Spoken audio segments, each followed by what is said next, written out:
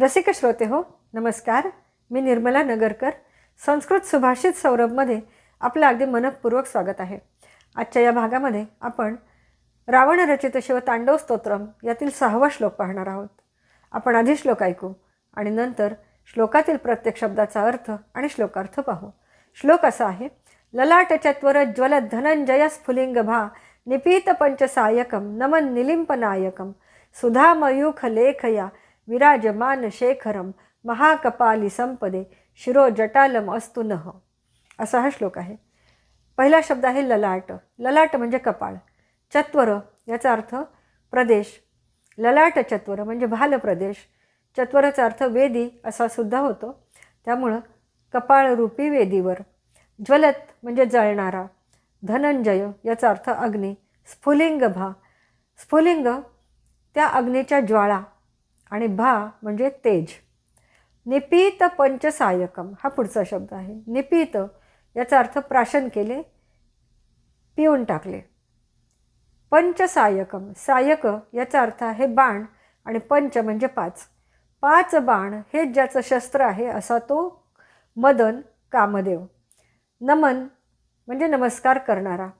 निलिंप नायकम, निलिंप याचा अर्थ देव आणि नायक म्हणजे देवांचा नायक, देवांचा राजा इंद्र. निलिंप नायकम याचा अर्थ देवांचा राजा इंद्र. सुधा मयूख लेखया, सुधा याचा अर्थ अमृत, मयूख म्हणजे किरण आणि लेखया हे सुधा मयूख लेखा या सामासिक शब्दाचं तृतीयचं एकवचन आहे. लेखा याचा अर्थ कला किंवा चंद्राची कोर, ज्याचे किरण अमृतमय आहेत अशा चंद्राची कोर. विराजमान म्हणजे शोभन दिसत आहे. शेखरम म्हणजे ज्याच्या मस्तकावर. महाकपाली संपदे, कपालीन हे शंकराचं एक विशेषण आहे. कपाल याचा अर्थ मानवी कवटी. शंकरांचं भिक्षापात्र म्हणजे एक कवटीच असते, म्हणून शंकरांना कपालीन असं म्हणतात. आणि महाकपालीन म्हणजे महादेव किंवा महाकपाली याचा अर्थ मोठे भिक्षापात्र किंवा नरमुंडांची माळ ज्याच्या गळ्यात आहे असा हा महामुंड माली. शिरो जटालम अस्तु नः, नः म्हणजे आमचा, अस्तु म्हणजे असो आणि शिरो जटालम ज्याच्या शिरावर मस्तकावर जटा आहेत असा, असा तो शिव. आपण पूर्ण श्लोकाचा अर्थ पाहू. कपाळरूपी वेदीवर पेटलेल्या अग्नीच्या ज्वाळांनी ज्याने कामदेवाला, मदनाला प्राशन केले म्हणजेच भस्मसात केले व देवराज इंद्राला सुद्धा झुकायला लावले, नमन करायला लावले किंवा देवराज इंद्रसुद्धा ज्याला नमस्कार करतो, ज्याच्या जटायुक्त मस्तकावर अमृत किरणांचा वर्षाव करणारी चंद्रकोर शोभून दिसत आहे अशा महामुंडमाली नरमुंडांची माळ गळ्यात असलेला शिव आमचा असो, आमचा हो, असा या श्लोकाचा अर्थ आहे. यातील काही कल्पनांचा आपण थोडं आणखी जास्त माहिती घेऊ.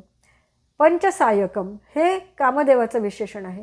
हे 5 बाण कोणते मदनाचे? तर रक्तकमल, नीलकमल, आम्रमंजिरी, अशोकपुष्प आणि मोगरा या 5 फुलांचे या मदनाचे बाण असतात. आणि इक्षुदंड म्हणजे उसाचं त्याचं धनुष्य असतं. ह्या 5 बाण त्याचे असतात म्हणून त्याला पंचसायक असं म्हणतात. आता ह्या पंचसायकाला निपीत केलं, प्राशन केलं अग्नीनं. याच्या मागची कथा आपल्या सगळ्यांना माहीत आहे. मदनाचं काम काय आहे तर लोकांच्या मनामध्ये प्रेमभावना जागृत करणं. अत्यंत वैराग्यशाली असलेल्या शिवांच्या मनामध्ये पार्वतीबद्दल प्रेम निर्माण व्हावं म्हणून इंद्राने मदनाला पाठवलं. आणि मदनाचा बाण लागताच समाधीस्थ असलेल्या शंकरांची समाधी भंग पावली. तेव्हा क्रोधाने त्यांनी त्या मदनाला आपल्या 3ऱ्या नेत्रातील ज्वाळेने जाळून टाकलं, भस्मसात केलं.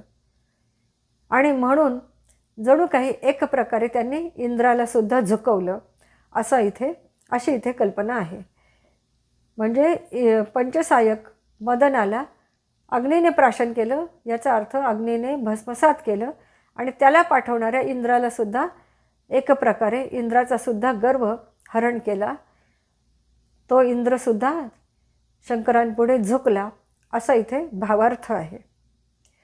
जर आवडला असल्यास नक्की लाईक, शेअर आणि सबस्क्राईब करा. पुढच्या भागामध्ये 7व्या श्लोकासह भेटणार आहोत. धन्यवाद.